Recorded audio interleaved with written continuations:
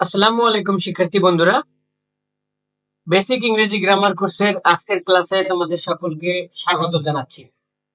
আশা করি তোমরা সকলেই ভালো আছো। আজকের ক্লাসটি খুবই একটা স্পেশাল ক্লাস এবং আজকে থেকে আমরা আমাদের বেসিক ইংরেজি গ্রামার কোর্সের সবচেয়ে গুরুত্বপূর্ণ যে বিষয়টা সেটা হচ্ছে টেন্স। সেই টেন্স পড়া শিখব। তো আজকে আমরা টেন্সের পার্ট 1 শিখব। টেন্সকে আমরা কয়েকটি পার্টে ভাগ করে নিয়েছি যাতে করে তোমাদের বুঝতে সুবিধা হয়। তাই তোমরা মনোযোগ দিয়ে আমার কথাগুলো শুনবে এবং ভিডিওটি মনোযোগ দিয়ে দেখবে। চলো তাহলে ক্লাসটি শুরু করি।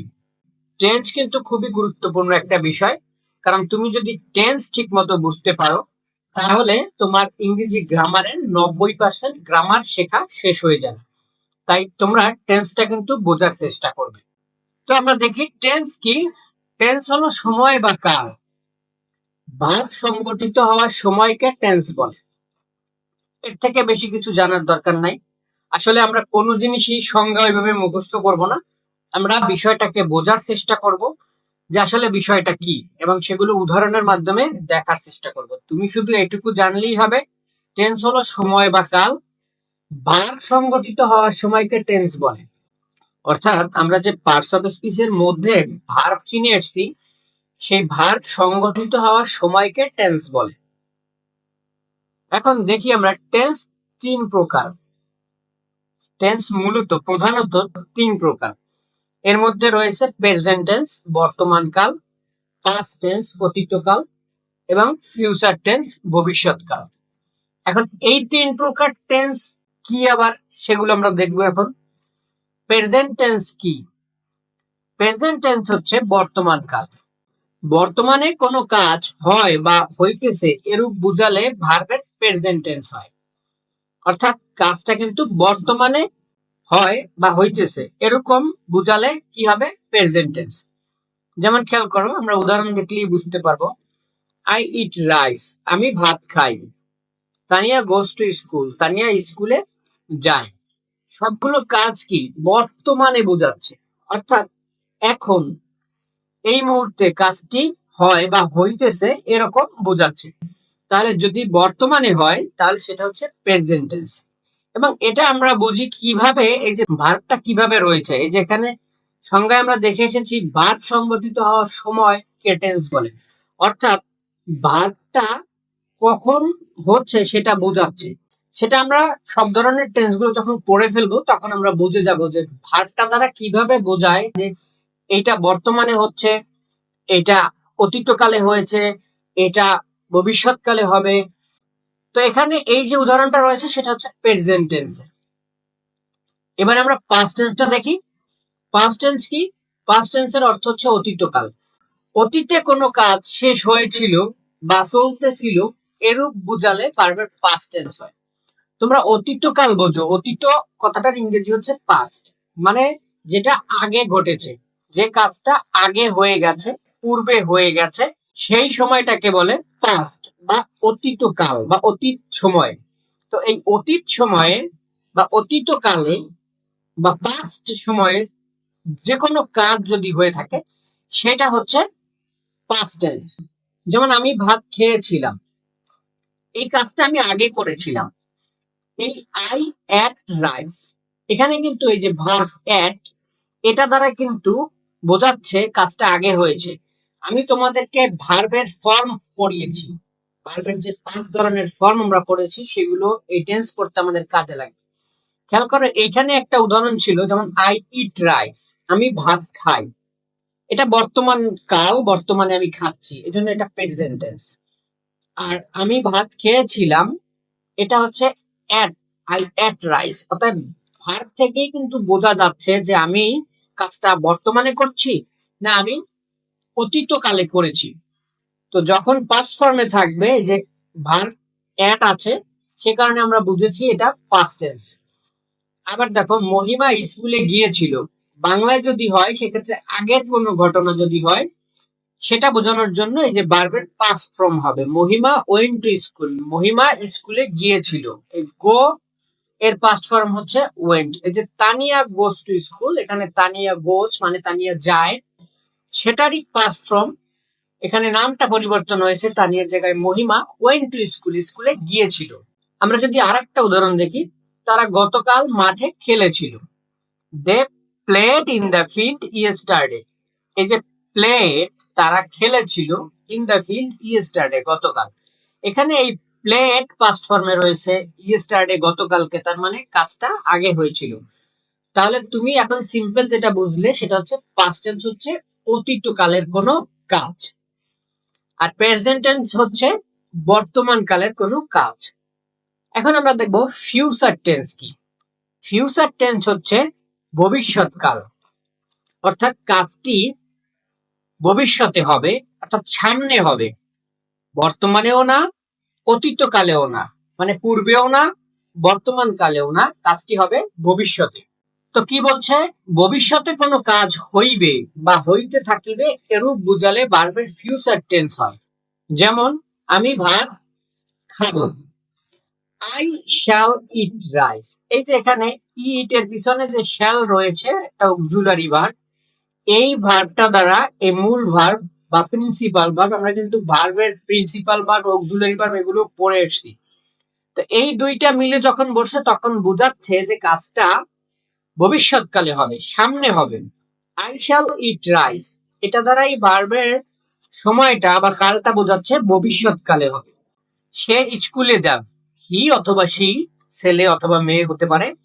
উইল গো, এই উইল অক্সিলারি ভার্ব, গো মূল ভার্ব, এই দুইটা পাশাপাশি বসে বোঝাচ্ছে যে কাজটা সামনে হবে। She will go to school, সে স্কুলে যাবে। আর আরেকটা উদাহরণ দেখি, আমরা মাছ ধরবো, উই শ্যাল ক্যাচ, এই ক্যাচ অর্থ ধরা, শ্যাল অক্সিলারি ভার্ব, দুইটা পাশাপাশি বসে বোঝাচ্ছে যে কাজটা ভবিষ্যতে হবে। উই শ্যাল ক্যাচ ফিশ, আমরা মাছ ধরবো। তানিয়া বই পড়বে, তানিয়া উইল রিড, এই উইল এবং রিড দুইটা পাশাপাশি বসে বোঝাচ্ছে যে বই পড়বে সামনে, ভবিষ্যতে। তাহলে তুমি এখন আপাতত, আমরা কিন্তু টেন্স ধাপে ধাপে যাব, আমি আগেই বলেছি। অনেকেই টেন্সটা বুঝতে পারে না, কারণ সেটা সব একবারে বুঝতে যায়। কোনো কিছু একবারে খেলে কিন্তু বদহজম হয়। তো তোমাকে প্রথম যেটা বুঝতে হবে সেটা হচ্ছে প্রেজেন্ট টেন্স, মানে বর্তমান কাল বা বর্তমান সময়ে কোনো কাজ হলে সেটা প্রেজেন্ট টেন্স। তারপরেরটা হচ্ছে পাস্ট টেন্স, যেটা হচ্ছে অতীতকালে, মানে আগে কোনো ঘটনা ঘটলে সেটা হচ্ছে পাস্ট টেন্স। তারপরেরটা হচ্ছে ফিউচার টেন্স, যেটা হচ্ছে ভবিষ্যতে কোনো কাজ হবে, সামনে কোনো কাজ হবে, সেটা হচ্ছে ফিউচার টেন্স। এই তিনটা আশা করি তোমরা খুব ভালোভাবে বুঝতে পেরেছো এই উদাহরণগুলোর মাধ্যমে। এখন তোমরা বলতে পারো যে টেন্স তো খুবই সহজ। হ্যাঁ, টেন্স খুবই সহজ, কিন্তু এখন থেকে একটু জটিলতা তৈরি হবে। কিরকম, খেয়াল করো। এখন আমরা শিখবো প্রত্যেক প্রকার টেন্স আবার 4 প্রকার। অর্থাৎ উপরে যে আমরা 3 প্রকার টেন্স শিখে এসেছি, প্রধানত মূলত 3 প্রকার টেন্স, সেই 3 প্রকারের প্রত্যেক প্রকার আবার 4 প্রকার। সেটা কি আমরা এখন দেখব। আমরা প্রেজেন্ট টেন্স দেখে এসেছি, অর্থাৎ প্রেজেন্ট টেন্স হচ্ছে বর্তমান কাল। এই প্রেজেন্ট টেন্সের প্রকার, প্রেজেন্ট টেন্স হচ্ছে 4 প্রকার। যেমন কি কি, present indefinite, present continuous, present perfect, present perfect continuous. অর্থাৎ প্রেজেন্টের পরে ইনডিফিনিট থাকবে, প্রেজেন্টের পরে কন্টিনিউয়াস থাকবে, প্রেজেন্টের পরে পারফেক্ট থাকবে, এবং প্রেজেন্টের পরে পারফেক্ট কন্টিনিউয়াস থাকবে। এই যে 4টা বিষয়, এই 4টা বিষয় হচ্ছে প্রেজেন্ট টেন্সে থাকবে। একইভাবে পাস্টেও থাকবে, ফিউচারেও থাকবে, আমরা দেখব। তো এগুলো আমরা সবই চিনবো সংজ্ঞা উদাহরণ সহ। তোমরা আগেই অডিট হবে না, ভয় পাবে না, আমরা ধাপে ধাপে সবগুলো শিখে যাব এবং সুন্দরভাবে বুঝে যাব। এরপরে রয়েছে পাস্ট টেন্স। পাস্ট টেন্সের প্রকারভেদ খেয়াল করো, পাস্ট টেন্স কিন্তু 4 প্রকার। ওই একই রকম, past indefinite tense, past continuous tense, past perfect tense, past perfect continuous tense. অর্থাৎ এই যে সামনের 4টা নাম, এই 4টা নাম কিন্তু একই থাকবে। কি কি নামগুলো, ইনডিফিনিট, কন্টিনিউয়াস, পারফেক্ট, আর হচ্ছে পারফেক্ট কন্টিনিউয়াস। এটা প্রেজেন্টের বেলায়ও ছিল, পাস্টের বেলায়ও আছে, আবার ফিউচারের বেলায়ও থাকবে। আমরা যদি ফিউচার টেন্সের প্রকারভেদগুলো দেখি, ফিউচার টেন্সও 4 প্রকার। সেগুলো হচ্ছে future indefinite tense, future continuous tense, future perfect tense, future perfect continuous tense. এখানে যদি আমরা এই ফিউচারটা বাদ দিয়ে সামনের যে চারটা অংশ দেখি, একই রকম এই তিনটা টেন্সের ক্ষেত্রে এই চারটা করে রয়েছে। তার মানে হলো কয়টা? 3 4 12টা। এই 12টা টেন্সই আমরা মূলত শিখব। আরেকটা কথা হচ্ছে, এই 12টা টেন্সই কিন্তু আমরা ব্যবহার করি না। আমরা যদি 8টা টেন্স ঠিক মতো চিনতে পারি, 8টা টেন্সের বিষয়টা যদি আমরা বুঝতে পারি, তাহলেই কিন্তু আমাদের টেন্স শেখা প্রায় হয়ে যাবে। বাকি যে 4টা টেন্স রয়েছে, ওই 4টা টেন্সের ব্যবহার খুবই কম। তুমি যত ইংরেজিতে সেন্টেন্স পড়বে, ম্যাক্সিমাম 8টার মধ্যেই থাকবে। কোন 8টা সেটা আমরা পড়ার সময় দেখব, বলে দেব। তবে আমরা শিখবো কিন্তু 12টাই। তুমি 12টাই ভালোভাবে শেখার জন্য প্রস্তুত থাকবে, মানে যার যা কিছু আছে তাই নিয়ে প্রস্তুত থাকবে। তোমাদের টেন্স আমরা শিখে ছাড়বই, টেন্স আমরা শিখবই। এখন তোমাদের প্রথম যে কাজটা, সেটা হচ্ছে এই যে 12 প্রকার টেন্সের নামটা মুখস্থ করা, বানান সহ। আমি যদি প্রথমে দেখি প্রেজেন্ট ইনডেফিনিট, খুবই সহজ। জাস্ট এই টেকনিকটা খাটালেই তুমি মনে রাখতে পারবে। Indefinite, continuous, perfect, perfect continuous. এর পিছনে তুমি প্রেজেন্ট বসিয়ে দাও, present indefinite, present continuous, present perfect, present perfect continuous. আবার যদি আমি দেখি past indefinite, past continuous, past perfect, past perfect continuous. আবার যদি আমি এটা দেখি future indefinite, future continuous, future perfect, future perfect continuous. তুমি এই 12 প্রকার টেন্স বানান সহ মুখস্থ করবে এবং উচ্চারণটা ভিডিওটা শুনে বারবার আয়ত্ত করবে। আমি আশা করি তুমি 12 প্রকার টেন্স আগে মুখস্থ করে ফেলবে। এখন যদি আমরা নিচে 12 প্রকার টেন্স একটি ছকে এক নজরে দেখি, তাহলেই তোমার মাথায় ঢুকে যাবে। খেয়াল করো, টেন্স কি কি? প্রধানত present tense, past tense, future tense. এই প্রেজেন্ট টেন্সের 4টা এই, পাস্ট টেন্সের 4টা এই, ফিউচার টেন্সের 4টা এই। আমরা আগামী কয়েকটি ক্লাসে এই টেন্স সম্পর্কে বিস্তারিত জানবো এবং ইনশাআল্লাহ টেন্স গুলো শেষ করব। তবে আমরা টেন্স গুলো শিখবো কিভাবে সেটা একটু আমি বলে দিচ্ছি। আমরা শিখবো হচ্ছে প্রেজেন্ট ইনডেফিনিট, পাস্ট ইনডেফিনিট এবং ফিউচার ইনডেফিনিট। এই তিনটা আমরা আগে শিখবো। তারপরে শিখবো present continuous, past continuous, future continuous. তারপরে আমরা শিখবো present perfect, past perfect, future perfect. তারপরে আমরা সর্বশেষে শিখবো present perfect continuous tense, past perfect continuous tense এবং ফিউচার পারফেক্ট কন্টিনিউয়াস টেন্স। অর্থাৎ প্রত্যেকটা টেন্সের প্রথম 3টা আমরা আগে শিখবো, তারপরে আমরা দ্বিতীয় 3টা শিখবো, তারপরে আমরা তৃতীয় 3টা শিখবো এবং সর্বশেষে আমরা চতুর্থ 3টা শিখবো। তাহলে আমাদের 12টা টেন্স শেখা হয়ে যাবে এবং তোমরা খুব সুন্দরভাবেই এই 12টা টেন্স আয়ত্ত করতে পারবে। তো এই ছিল আজকের ক্লাসটি। আমি যদি সংক্ষেপে আজকের ক্লাসটি রিক্যাপ করি, আজকে আমরা কি শিখলাম?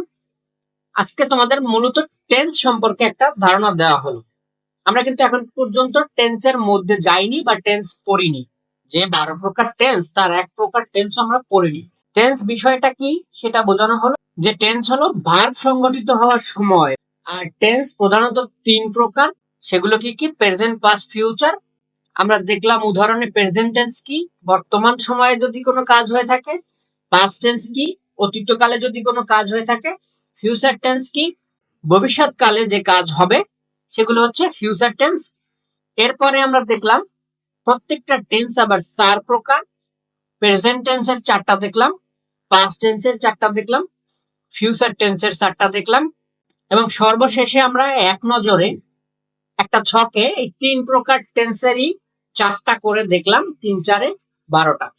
তো তোমাদের কাজ হচ্ছে এই টেন্স গুলোর নামগুলো মুখস্থ করা এবং উচ্চারণ সহ, আমি যেভাবে উচ্চারণ করেছি সেটা শুনে বারবার তারপরে নামগুলো মুখস্থ করা। নামগুলো যখন তুমি মুখস্থ করতে পারবে, তখন আমরা সবগুলো টেন্স কিন্তু সহজে শিখতে পারবো। আরেকটা বিষয়, আমরা কিন্তু অনেকগুলো ক্লাস ইতিমধ্যে করে এসেছি। তো তোমরা কিন্তু এখন একটা ক্লাসের সাথে আরেকটা ক্লাস এলোমেলো করে ফেলতে পারো, অর্থাৎ মিলিয়ে ফেলতে পারো। সেক্ষেত্রে তোমরা ওই ক্লাসগুলো কিন্তু রিভিশন দেবে। যেমন আমরা ভার্ব পড়েছি, ভার্বের মধ্যে আমরা প্রথমে 2 ধরনের ভার্ব পড়েছি, যেমন প্রিন্সিপাল ভার্ব, অক্সিলারি ভার্ব, যেগুলো আমাদের এই টেন্স করতে লাগবে। তারপরে আমরা ভার্বের ফর্ম পড়েছি, যেমন present form, past form, past participle form, verb with S by S, verb with ING, এগুলো কিন্তু সবই আমাদের লাগবে। আমরা যে বিষয়গুলো পড়ে এসেছি পার্টস অফ স্পিচ সহ সব বিষয়গুলো তোমরা বারবার রিভিশন দেবে। কোনো একটা জিনিস এলোমেলো করে ফেললে বা গুলিয়ে ফেললে তখন সেই বিষয়টা আবার গিয়ে দেখবে এবং পিডিএফটা পড়বে।